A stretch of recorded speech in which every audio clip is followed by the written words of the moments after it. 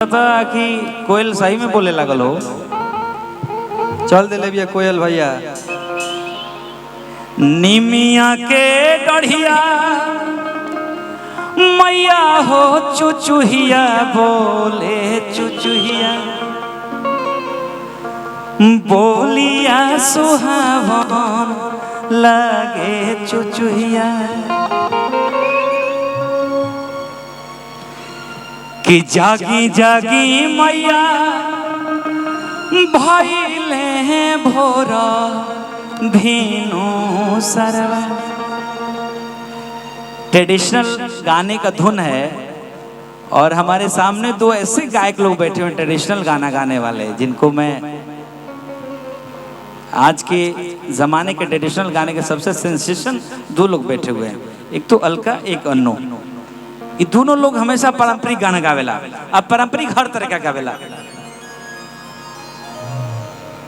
लेकिन आज ही जो माहौल बा ओकरा खातिर कि ऐसा ना मनोहर मंगल अरे मूरता सुहावन सुंदर अरे सूरत हो ए राजा जी जनेऊ के प्रणाम हो। तो ऐसे बढ़िया माहौल, ऐसे बढ़िया खूबसूरत माहौल शायद कभी होला। तो ए राजा जी ए करे तोरा जरूरत मुहूर्त खूबसूरत हो। ए राजा जी ए करे तोरा जरूरत मुहूर्त खूबसूरत हो। ऐसन मनोहर मंगल मूरत सुहावन सुंदर सूरत सुहावन सुंदर सूरत हो। ऐसन मनोहर मंगल मूरत सुहावन सुंदर सूरत सुहावन सुंदर सूरत हो। ए राजा जी अलका बड़ा लजोइली हो के करा के अनु भी मिल रही है, इनको सरकार वही मिली जुली मनोहर के ये लो सोचला सलो लड़की लो कि आज रगड़ देम सही लोग के आई लोग के लाजवा के लोग को पता नहीं है जो हम अनियों के माटिए के बनल है सब। अब भाई देखो भाव लगता है जी। हमरा धर्मेंद्र चा के तरफ से आशीर्वाद पुरस्कार बाटे, बहुत बहुत धन्यवाद बाटे, बहुत बहुत धन्यवाद। ए मनोहर सबका बदला लेगा रे, ये किसी को नहीं छोड़ेगा। कितने लोग थे संभा? ए राजा जी ए राजा जी ए राजा जी ए करे तोरा खूबसूरत हो। ए राजा जी ए करे तोरा जरूरत खूबसूरत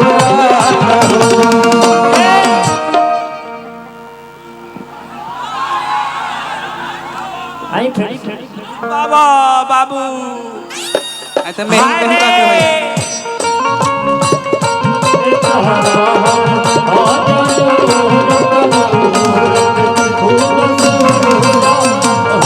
के भाई राजा जी करे तारा जरूरत मूरत खूबसूरत हो।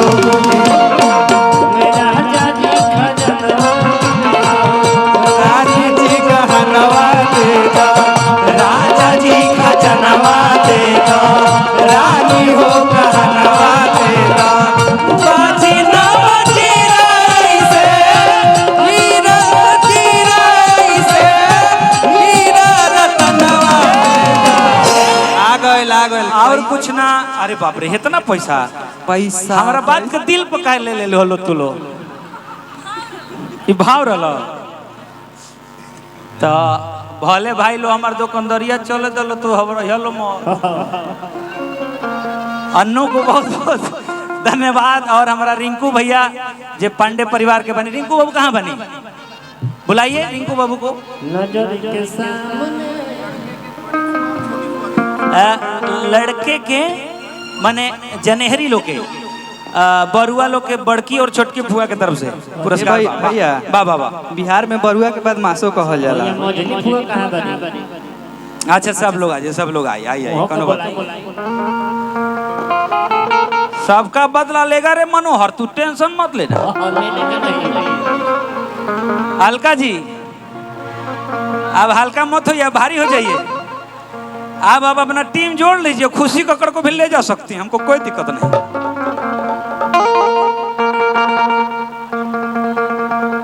और हमारे कुशवाहा भैया जो लाइट साउंड देख रहे हैं, हमरा के तो नचनिया बुझलो का जे लाइट भूक भूका दिल हो।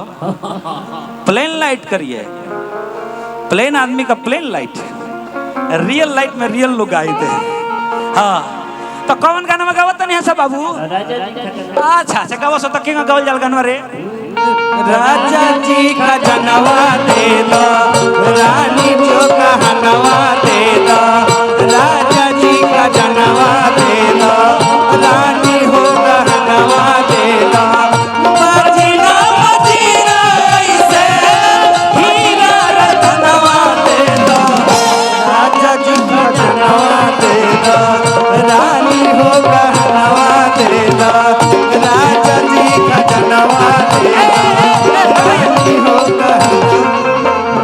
गुरुदेव अलका के स्टाइल में तनी हम नाच देते कोशिश करत तनी के तनी बजाई तो ये राजा जी का जनवा देता, रानी हो कहनवा देता। राजा जी का जनवा देता, रानी हो कहनवा देता। अरे तारहल आ जरूरत खूबसूरत हो। राजा जी ये करे तारहल आ जरूरत खूबसूरत हो। है बरुआ के फूफा जी संतोष पांडे जी के, सही में वहाँ के संतोष बा, तबे संतोषे से 100 रुपये भेजनी है। बहुत संतोषी आदमी मानी, और वो भेजला पर हमो संतोष को जाता नहीं।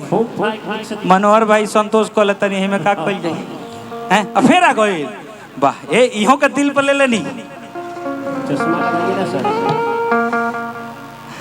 अच्छा ठीक बा, हम हंसे कहते कहता नहीं, लेकिन देखी हाय दे 6 गो 7 गो मिशन बा, तो हम पहिलका है पैसा गुरुजी के अपना जमा कर देता नहीं, अंजन भैया के लगे।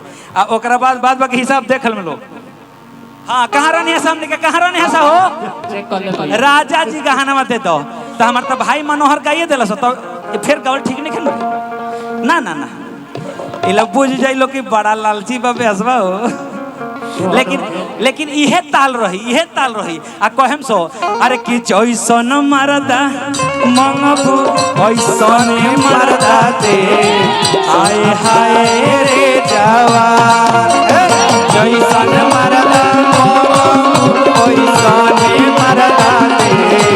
हाय हाय रे जवान, अरे जैसन मरदा मंगबू ऐसने मरदा दे। आए हाय जैसन मरदा ओइसने मरदा दे। हाय हाय रे जवान।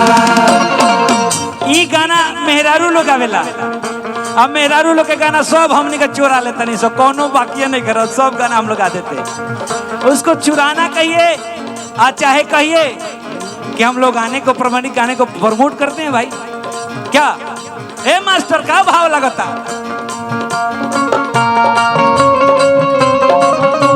ऐसने मरदा दे। हाय हाय रे जवान, जैसन मरदा ओइसने मरदा दे। हाय हाय रे जवान। हालांकि हम अपना धर्मेंद्र चचा खाती ई लाइन गा सकत नहीं। ए तूफान जी, इनको तूफान केसरी जी दिलदार मरदा मंगबू तो धर्म चाचा के दे हो यार मरदा मंगबू धर्म चाचा के दे हो। औरी बलाइने में रंगदार के बाद गायकार मरदा मंगबू के करना तो मनोहर भैया के दे गायकार मरदा मंगबू मनोहर भैया के दे हो। और के बाद देखा अभी लोग तो ढेर बा लेकिन आई देखा पैसा आवे लगल मने ये गाना के फिर दोबारा एक लाइन गावे के पड़ी। रउआ कहे का मतलब ये बा जे मेरा नाम धरवा के को पैसा दे हमरा चाचा के तरफ से पुरस्कार बा और कहा जाता है ना कि सुनो मैं गायक का बाप हूँ, मैं तेरा बाप हूँ, मतलब बहुत बड़ा एक पद होता है। तो धर्मेंद्र चाचा गायिका गायक लोग को बाप हैं। अब बाप कैसा होता है पता है? दिलदार, जन्म देने वाला। इसलिए धर्मेंद्र चाचा के उत्तम स्वास्थ्य के लिए तालियां आप लोग बजाइए, आशीर्वाद स्वरूप हमारे चाचा बने रहें और अच्छे अच्छे इन्होंने अपने कलम से और अपने मार्गदर्शन में बड़े बड़े गाने अन्नू के 100 मिलियन वाले गाने दिए हैं। शुभकामनाएं हमारा तरफ से। के हो रिंकू बाबू, हाँ बरुआ के मौसा जी, अच्छा केने बानी जीजा जी बहने आई भैया आई ना। अच्छा रोके हम ही आ जाएगा हो जी। दिलदार मरदा मंगबू धर्मेंद्र चाचा के दे हो। दिलदार मरदा मंगबू धर्मेंद्र चाचा के दे हो। हमारा छोटा भाई अरे किया अमृत, क्या बात है, बहुत बहुत शुभकामनाएं। अब लड़की लोग के हदस हो गइल बा, इतना लड़की लोग हदस में हो गइल बटे के का होई। बाकी बढ़िया बा हमनी और देखिए अन्नू दुबे जी के जो दुल्हा जी हैं उन पे मेरी नजर गई है। उनको भी बुलाया जाए। हो जिनके आगे जी जिनके पीछे जी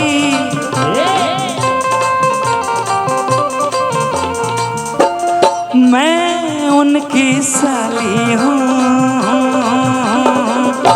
ओ मेरे जीजा जी, ओ मेरे जीजा जी, ओ मेरे जीजा जी, हाँ हो जिनके आगे जी हो जिनके पीछे जी हो जिनके आगे पीछे जी। जीजा जी पैसे देने के मन नहीं, इनको लग रहा है कि हमारे इर्द गिर्द में 6 सालियां होती तो इनका ब्लड प्रेशर एकदम प्रॉपर हो जाता। हम चाह रहे हैं इनकी जो सालियां हैं आ जाओ लाइव तो एंजॉय करने की चीज, आओ ना। अच्छा तो आ जाओ।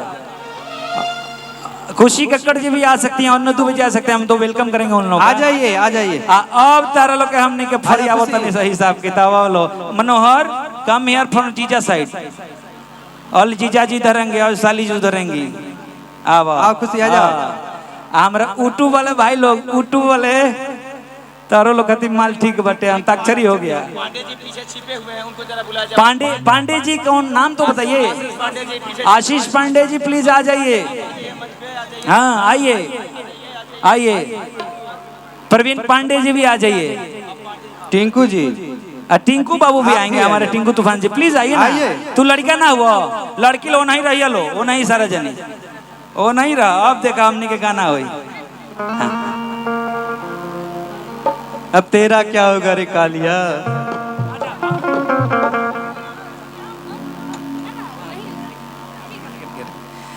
ठीक बा, हाँ ठीक बा। हमारी इच्छा बा कि जीजा वर्सेस साली ये माहौल बना दे, क्योंकि आजकल माहौल भी मांगलिक माहौल शादियों वाला है। तो हमारे दुपट्टा रोही खींचा खींची हुई हमारे